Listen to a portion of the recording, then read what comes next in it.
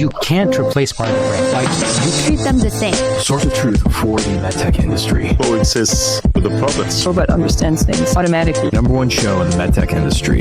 So Stryker got ahead of that and changed in the $90 billion company. They had help up high, a lot of things. State of MedTech with your host, Omar M. Khatib.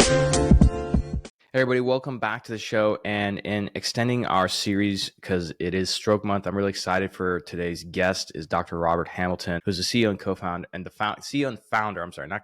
founder of NeuroSignal. What NeuroSignal claims to be doing is essentially finding a way to revolutionize stroke care by harnessing both AI and robotics to unlock life-saving potential of transcranial Doppler.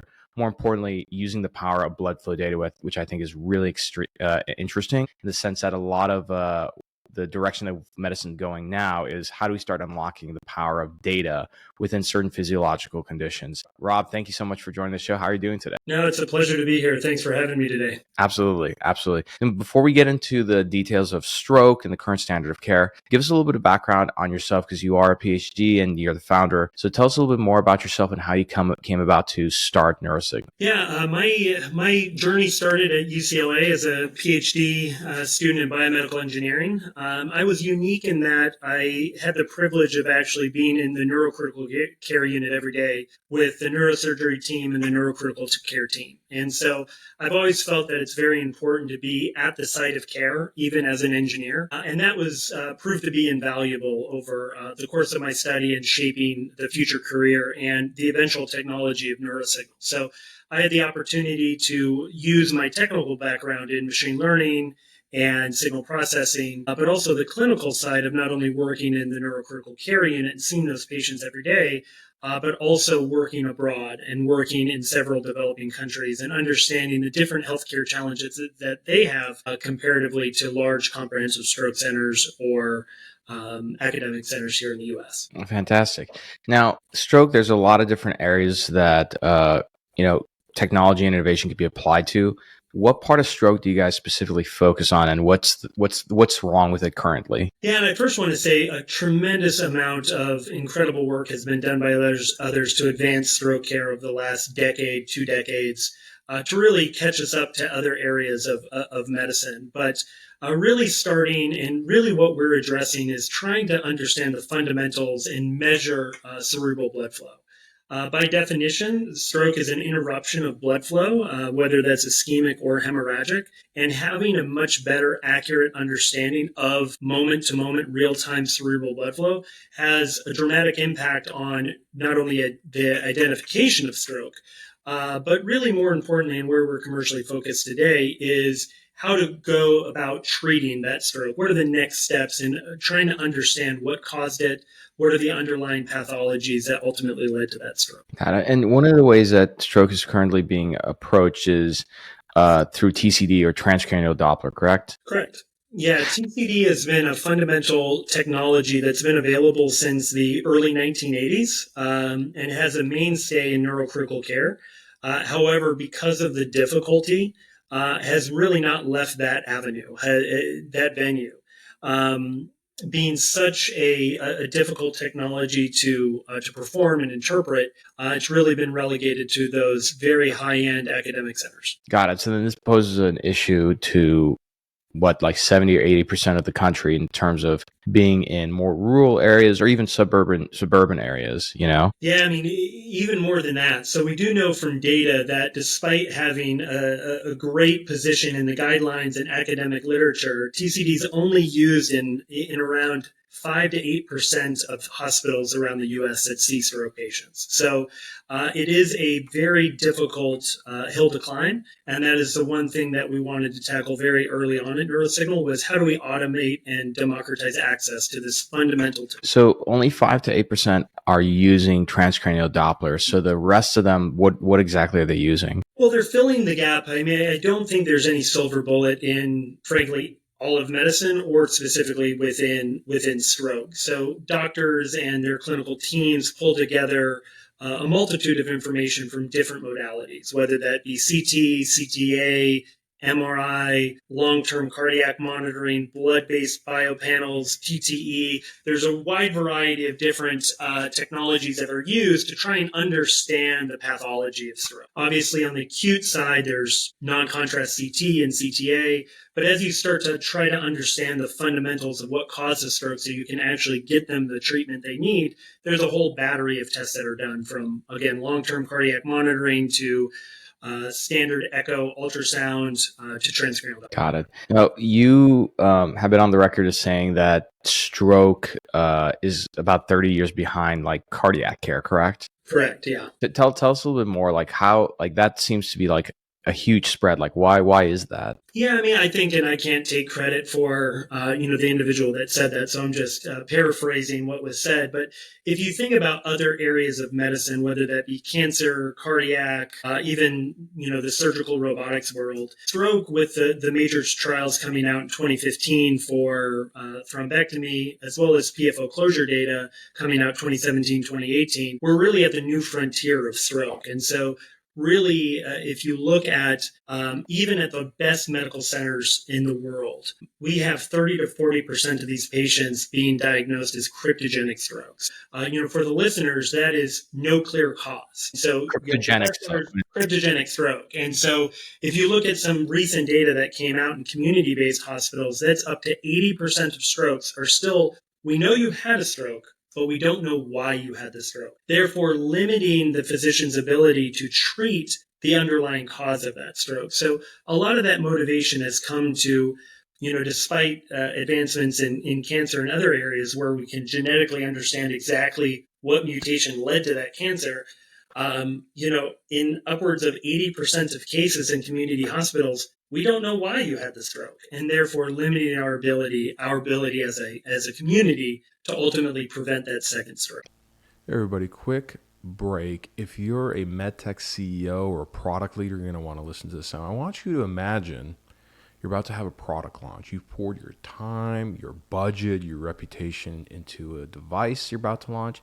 And after all of that effort, your FDA submission, poof, gets rejected because of cybersecurity. This sounds dramatic, but it's actually not. It happens all the time to medtech companies, especially recently with everything being digitized. This happens so often because medtech companies treat cybersecurity as a checkbox when it's now a non-negotiable design pillar. The FDA's 2023 guidance didn't suggest cybersecurity, it demanded it. So if you're not ready with threat modeling, penetration testing, SBOM management, incident response, and airtight documentation, you're not launching, period.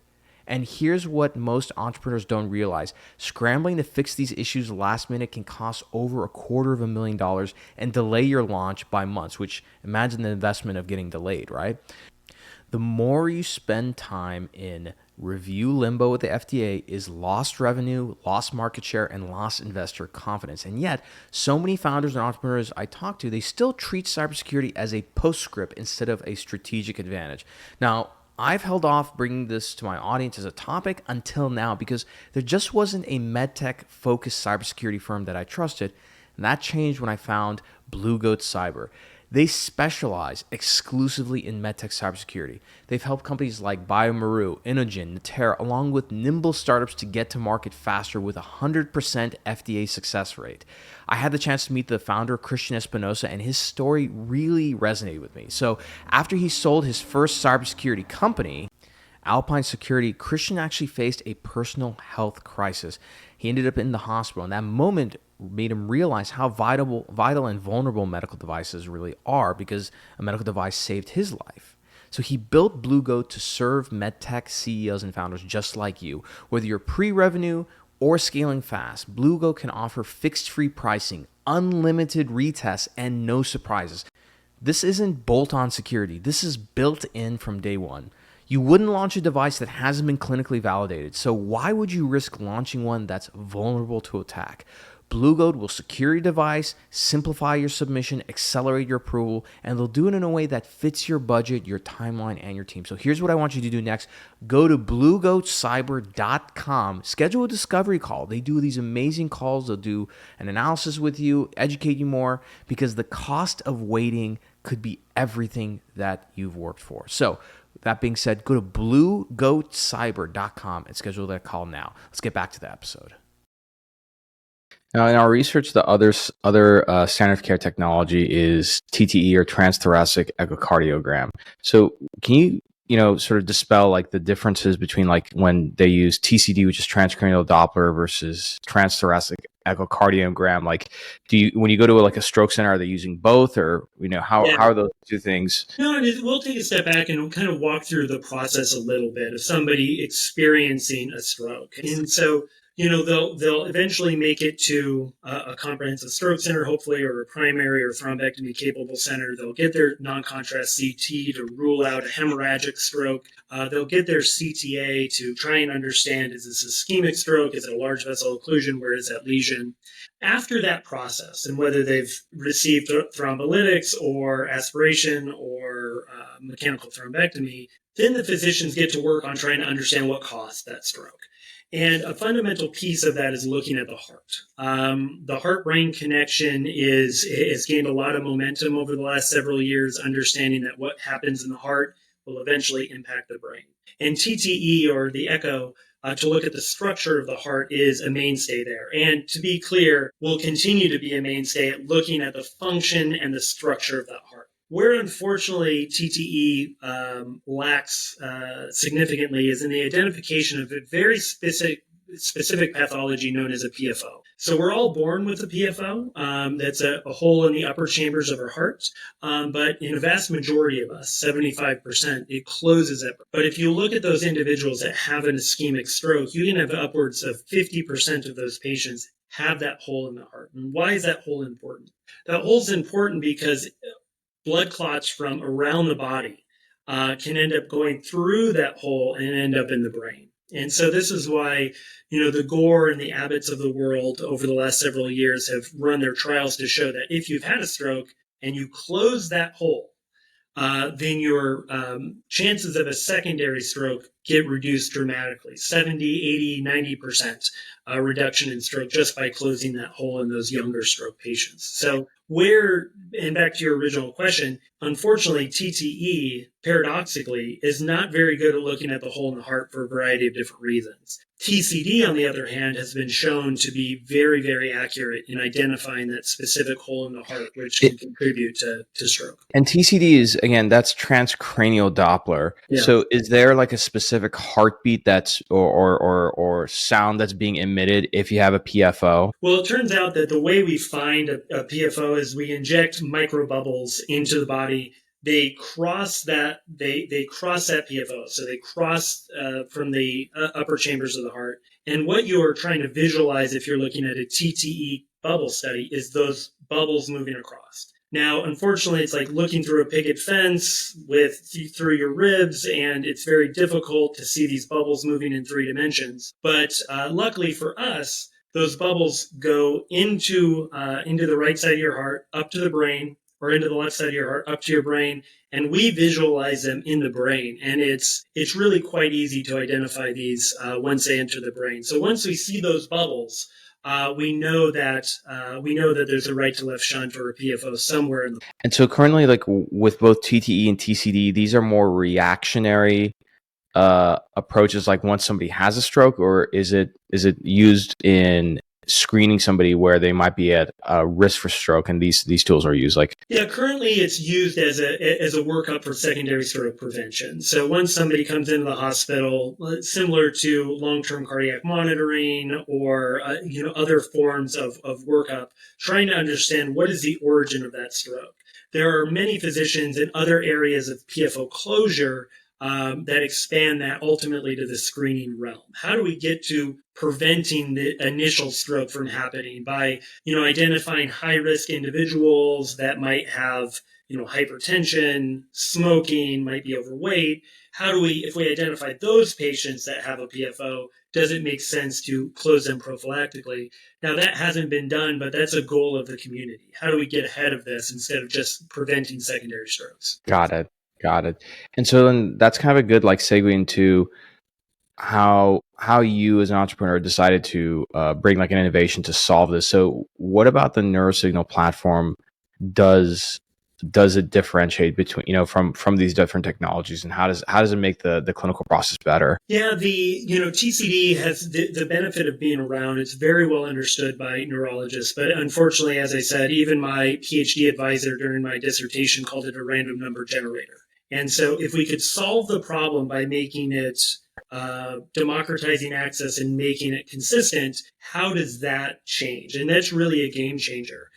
So we ran a bubble study, which was coined the bubble study in 21, 22, and published in 2023, that we took our completely automated platform, put it in the hands of people that had no TCD experience at all, and put it head-to-head against the standard of care, call it cardiac workup. And we were able to identify 3 times as many PFOs as the standard of care. So to put that in context, we're identifying 3 times as many PFOs that could be contributing to that stroke as the standard of care. Put in other words, or more unfavorable terms, TTE is missing or underestimating 2/3 of the cases coming in. And so adding this to the workflow automatically reduces that cryptogenic stroke rate by really understanding that pathway. And the important finding of this study was really that, one, it increased the identification, but it was done by people with no experience. So really fulfilling that checkbox of how do we get this into the hands of people that don't have the expertise.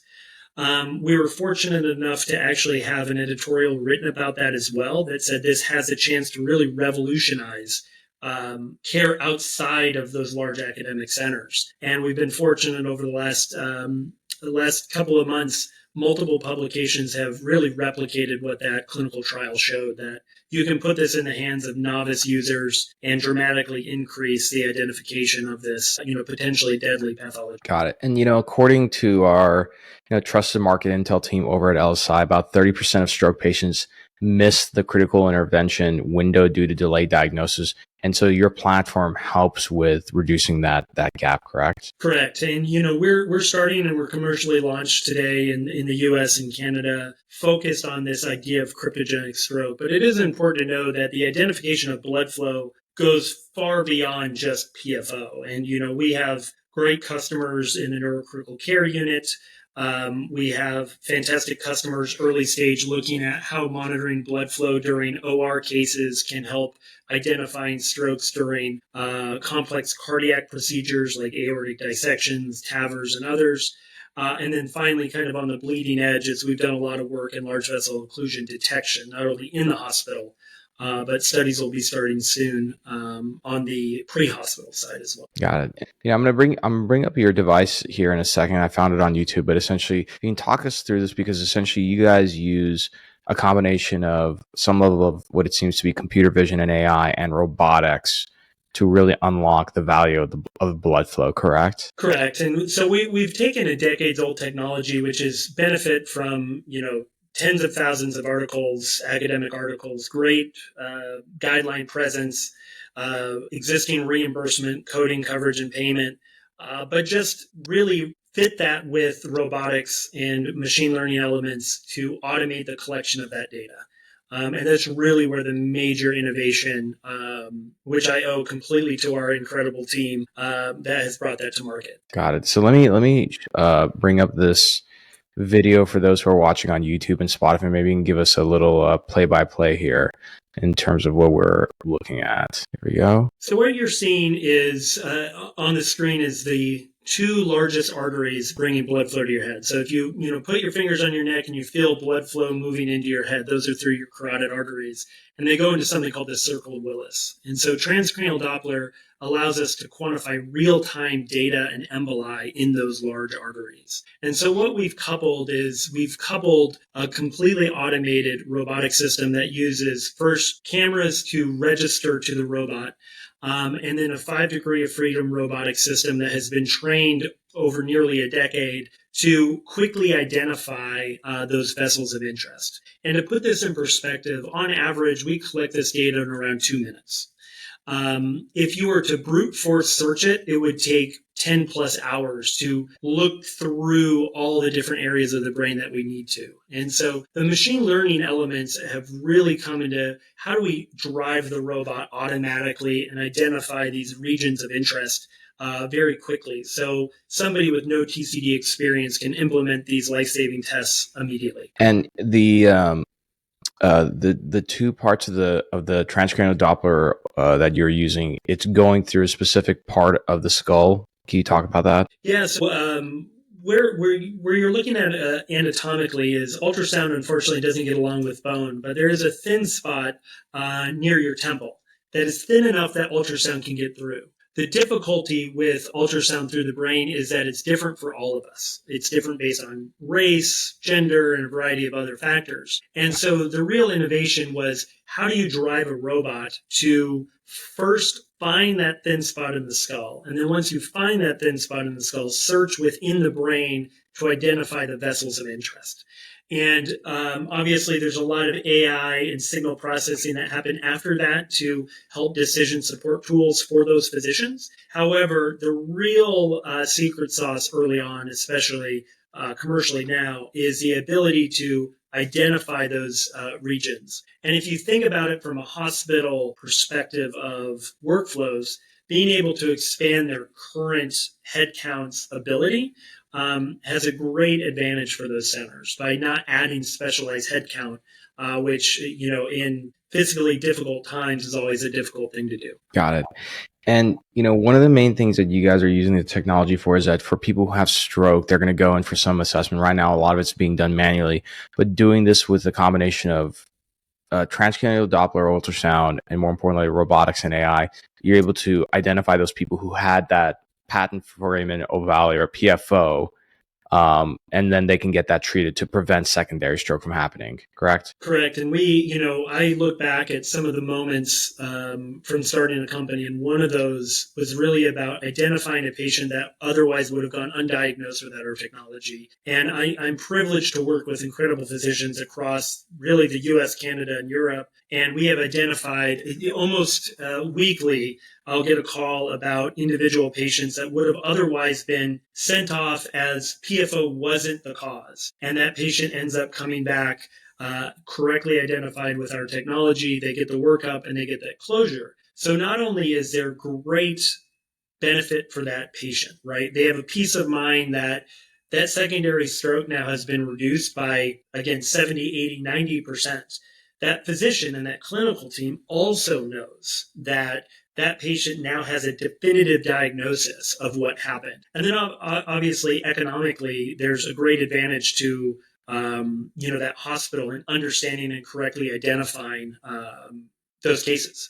And so really all around, it's a win-win-win to correctly identify these patients and get them treated. All right, everyone, quick commercial break. If you're a MedTech CEO/founder, or maybe you're a sales or marketing leader at a startup or a scale-up, you're going to want to listen to this. Are you struggling to get in front of your ideal audience, whether that's investors or perhaps clinicians who want to adopt your product? Maybe you're getting ghosted. You send emails and messages and nothing comes back, nothing happens, right? Or worse, nobody knows who you are, right?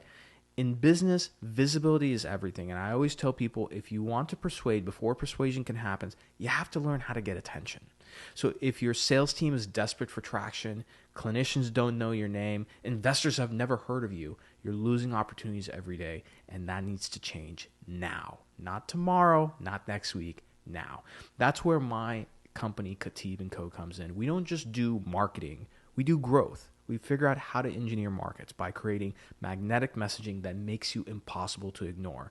And we build high impact strategies, of course, using social media, but other channels such as email, text, and others to help turn content and messaging into commercial pipeline and it leads into closed deals.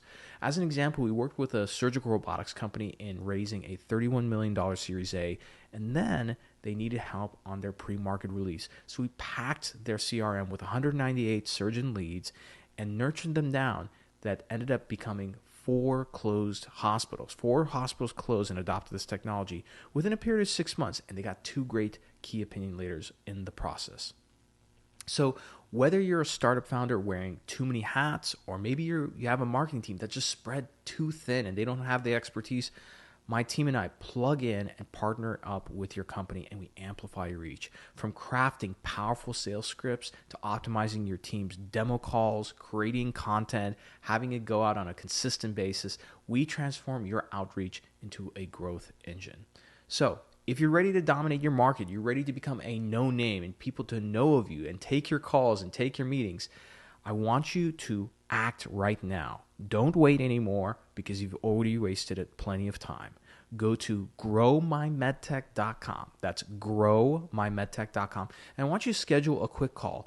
My team and I will give you a free analysis with 2 to 3 actionable ideas. There's no strings attached. And if we're a fit, great. We can get partnered up and we can help you go to the next level. And if not, look, the ideas are always free.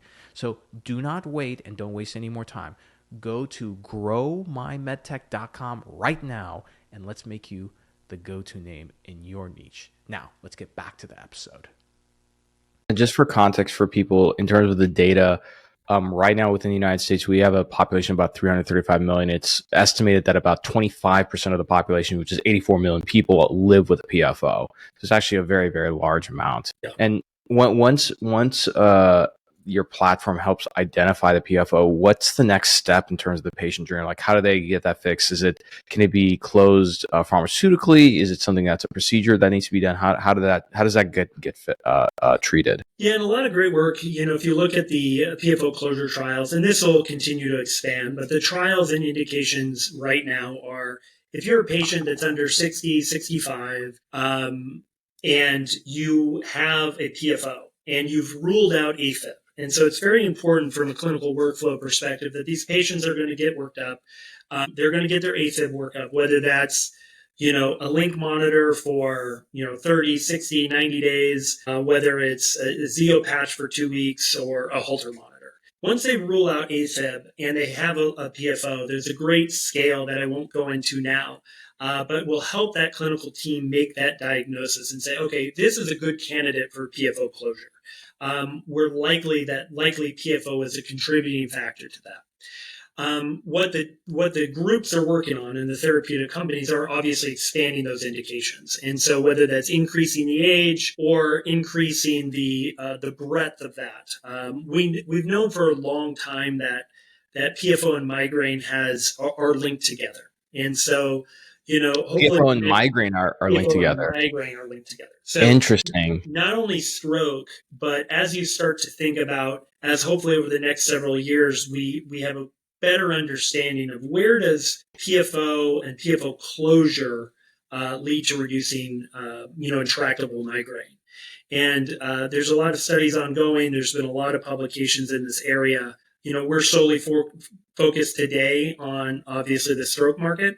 But as you start to really investigate how does this play a role, you can start to see about the expansion of opportunity and the better diagnosis of these patients. That's amazing. Yeah, and just for context, like it's for the number of people who have strokes, it's pretty a large number. So in the United States alone, like every year, we found that about 795,000 people have stroke every year. It's probably a little bit higher, but of that, about 610,000 of them are new or the first time they're having a stroke. And so the idea is that when somebody has a stroke, rather than, treating it acutely, the idea is like, how do we prevent a second stroke from happening? And so using real-time access to the cerebral blood flow data is the key to sort of unlocking that. Is that correct? Yeah. And I think that whether it's PFO or other aspects of emboli monitoring, which is something TCD is unique for, really trying to understand and preventing those during long-term surgery or even identifying those patients with atherosclerosis. There's a wide variety of factors where cerebral blood flow monitoring plays a pivotal role. What we've done at NeuroSignal is we've now unlocked the ability for any center to do that.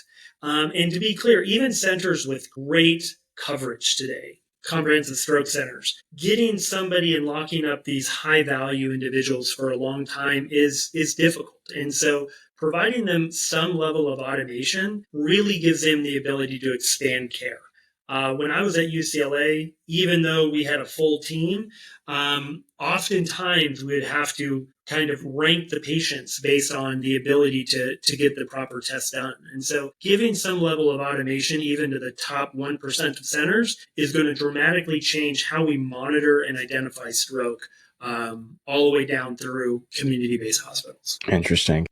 Something I wanted to ask you about is that the FDA has shown sort of an increased interest when it comes to like digital biomarkers and AI in neurology. So has NeuroSignal thought about pursuing any, let's say, regulatory fast track pathways like breakthrough device or de novo for that? Yes, we have. And we're currently in the process of lining up kind of multiple options. As you think about, the robot gives us the ability to acquire this new data set, right? Which is real-time cerebral blood flow. What you do with that actually forks into a number of different realms. Obviously, automating and identifying PFO is the first. We'll be launching our first neural network-based kind of decision support tools for that soon. Then you get into large vessel occlusion, which we've been very well published on, the identification of the large vessel occlusion. Probably a topic for a different day, but you go to outlying centers and being able to quickly identify a large vessel occlusion is still not a solved problem outside of large comprehensive stroke centers. Now, whether that's in a primary stroke center or eventually in the EMS market, quickly identifying for either routing of that individual or just transfer can have a dramatic impact on the treatment of large vessel occlusion. So we see this for the long run, not only in identifying this, but something that's also I'm very passionate about is going to underserved communities. If you start to think about the ability now to use that data to identify or increase care to underserved communities through automation can have a dramatic impact on the ability to get them the care they need. Seeing that you guys are commercially available and you're generating revenue right now, on the investor side, a lot of investors have emphasized how important reimbursement is. How have you guys sort of engaged CMS or private payers currently in terms of like the reimbursement pathway for the solution? So we have, better lucky than good. We have existing CPT codes. There has been changes annually, slight changes. But right now there are 7 existing CPT codes that we utilize for different tests that are done on the system. So because Medicare has picked that up, a vast majority of private payers have. So we have coding, coverage, and payment that is very well established. We've built nice ROI models that complement our existing clinical data sets to support the clinical use of it. But what we've shown now is not only do you get reimbursed for the system, there's an excellent ability and just recently published the increased ability to treat these patients, all having a nice economic benefit for that hospital and that physician. And so, it is something that we have to look at. I know you've had many guests on talking about it in the past, but we have put together not only first and foremost a great clinical data set with multiple studies, many multi-center trials to really support it clinically, but I'm also very proud of the team and what they've done to put together the economic benefits for these hospitals to show that we can get this in quickly and have a nice economic and clinical benefit for those hospitals. Got it. And you guys have done some really nice clinical studies, sort of positioning your technology and the approach compared to other things. Can you talk about some of those studies and what you guys found? Yeah, I'm most recently proud of what we've been able to do in Bubble and have that published by, it was a six center prospective trial that was run.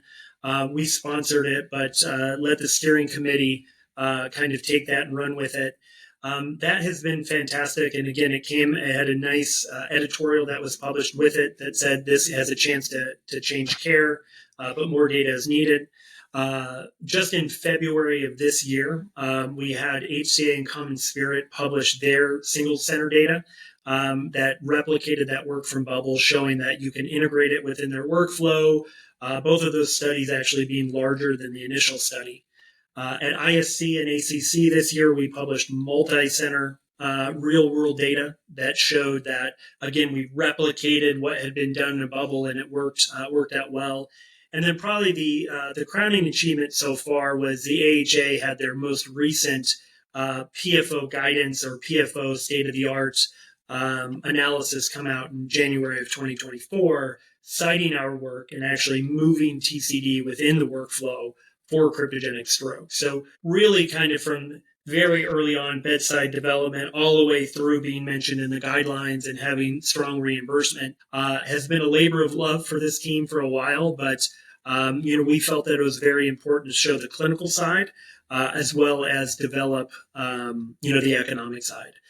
Outside of PFO, we've done a lot of different work in different areas that will be future opportunities for us in vasospasm, large vessel occlusion, traumatic brain injury, as well as cardiac OR. So we do believe the future is bright for cerebral blood flow monitoring, and just looking forward to working with our clinical partners where we provide value. That's fantastic. And like, if we kind of sort of scope out, let's say 5 to 10 years, and there's like wider adoption across the country for NeuroSignal's platform, like how does stroke care essentially look at that point? So stroke care, I think, would really look dramatically different. Obviously, with partnerships throughout on the treatment side, on the logistics side, on everything. We play a role in this. I think it's an important role. So if you think about somebody in rural community, you cited New York and Los Angeles. I'm fortunate enough to be about 300 yards from a comprehensive stroke center. A vast majority of Americans do not have that luxury. And so being able to democratize access, if you're in rural Idaho, where I'm from, you shouldn't have that downside of not being able to get to the correct center as quickly as possible. And so not only from the acute diagnosis side, but really preventing that secondary stroke. If we knew exactly why an individual had a stroke, there are phenomenal treatments that can get that taken care of. We shouldn't have 30, 40, up to 80% of strokes being cryptogenic. We need to know why they had it. We need to get treatment to those individuals as quickly as possible. And when you start to think about that's the world that we want to live in, 5 to 10 years from now, and really understanding the origins of that. And expanding that into different areas of the hospital, outside of the hospital, and ultimately expanding different indications. So very excited about those opportunities. That's fantastic. And for the rest of the year, I mean, aside from Investor Summit, are you guys going to be exhibiting or attending any clinical conferences that a clinician can meet you up at? Yeah, we just went through a large number of them with ISC, ACC, and a few others that were focused on the cardiac and the neurology side. We will be back out in the fall at all of the major neurocritical care, neurology, and cardiology conferences. So, NCS, SVIN, TCT in the fall as well. So there's usually a little lull here in the summer, but we will be back in the fall. Fantastic. Yeah. And for those who are listening, just to encourage you, if you want to learn more, go to NeuroSignal.com, neuro as in like neurology, signal.com. You can request a demo. For the demos, are you guys able to do those virtually, or is it mainly in person? We do both. And so, one byproduct of COVID is we have we usually start with a virtual demo. We have a phenomenal customer support medical education team that will do on-site demos as well, work with the sites once we've identified their clinical need. But yeah, we'll do a virtual demo anytime, any day. And then we will get out and do a live demo if it warrants it. That's fantastic. And then overall, like in terms of something I forgot to ask earlier, is that on the clinical adoption side, like how's the clinical adoption been, and how what are the users are saying? Fantastic. I mean, it's really revolutionized a lot of. We've invested very early on in working with a customer success and clinical team. To ensure that we integrate within their workflow, right? You can't just drop a machine off and expect it to be used. And so we are very passionate about education and working with our teams to integrate it. Once it gets integrated within the workflow, we've seen a variety of users use the technology, anything from traditional transcranial Doppler technologists that use it to complement their existing manual work, all the way through EEG techs, echo techs, nurses, residents, really everyone under the sun that ultimately wants to get the correct diagnosis. Again, full testament to the team, available 24/7 to support their customers. We have a great cloud app that allows us to remotely troubleshoot or remotely help analyze the data if they need support. And that has been a big push for us to just really support our clinical partners. And when it comes to the adoption side, what's sort of the learning curve? Because it seems like through the robotics side, a lot of it is automated. But in terms of like the clinic, once you adopt it clinically, is there much? It doesn't seem like there's much of a learning curve when it comes to There's a learning curve. I would say that working through capital budgets is obviously this is a capital purchase predominantly, right? We have different options available for our customers, but once we get through the capital budget and IT cycles, which I think every capital equipment medical device company deals with, it is really about because we have existing coding. Those standard coding or order sets, right? When somebody comes in with an ischemic or hemorrhagic stroke, we work with the team on the order sets to ensure it's there. It's really about communication and workflow from that standpoint. The use, it takes a few times to get used to using the machine, but as we said, it's a very automated process. Almost all neurologists have experience reading the technology, so reading is not an issue. It is really about working it into their workflow. And we're happy that we've worked with some large IDNs to help standardize some of this, which is a key component for us. I'm very proud of our kind of current customer mix being top academic centers as well as community-based hospitals, showing the kind of the important breadth of the technology. It's not just at academic centers. It has a role throughout the continuum of care. Both inpatient and outpatient. So. Yeah, and I think that's the most important thing is that a lot of times with robotic technology, you'll see it, and based on the way the technology is set up, and more importantly, the cost, like it's usually just larger centers that can adopt it, which kind of defeats the purpose of like great technology, because the idea is that you want it to proliferate to like a larger footprint, which right. The majority of the hospitals in the United States aren't like large academic hospitals, Mm-hmm. Yeah, and that's really something we wanted to get it in the hands of people and make sure not only clinically, but economically it makes sense for the centers. And we've had very flexible structures to ensure that even centers that aren't academic centers are utilizing the technology. And in fact, many of our customers that use the technology the most are non-academic centers because they just have a throughput of these patients and they just need something that seamlessly fits in within their workflow. So I would say if you took me back 10 years, understanding workflow integration, that and supply chain are probably the two biggest things that, have been a learning curve. Got it. And that makes a lot of sense. Well, Robert, thanks so much for coming on the show. I'm really excited to kind of follow along. And for those who are interested, again, go to neurosignal.com. There's a lot of different applications and studies that you can learn there. And if you know somebody in the stroke area, whether they're an investor or clinician, forward this episode on to them. So that being said, I'm your host, Omar Khatib, and we'll see you all next time. Thanks for checking out this episode. If you want to do me a big favor and join so many other people who have helped grow this podcast, take a second and look below. If you're on Apple, give us 5 stars and write a short review. If you're on Spotify, just give us 5 stars. And if you're on YouTube, hit the like button. And most importantly, if you can, subscribe. We release so many different episodes that you may miss. Be sure to subscribe and turn your notifications on. You get extra points with me if you subscribe across all 3 channels. Thank you so much. And if you felt like this episode helped you, send this to somebody who'd really enjoy and appreciate it. Share and spread the love. We'll see you all next time.